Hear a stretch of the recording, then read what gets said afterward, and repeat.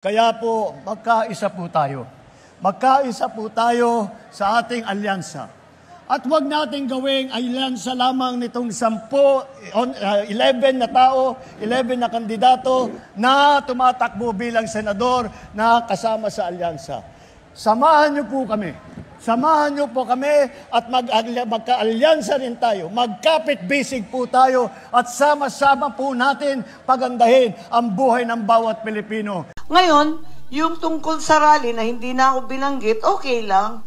Tiisan tayo, wala tayong magawa. Total, sinabi ko naman mulat sa poll, baka mauwi ito sa away-away ng dalawang panig. Ayoko maipit. Sinabi ko na yun nung umpisa pa. Kaya sabi ko, independent talaga ako. Pupunta ako sa rally kung saan barkada ko yung lokal, yung host. Matagal na rin yung tiis ko Sa totoo lang, nahihirapan ako. Hindi ko nakakausap ang aking kapatid, kundi sa publiko.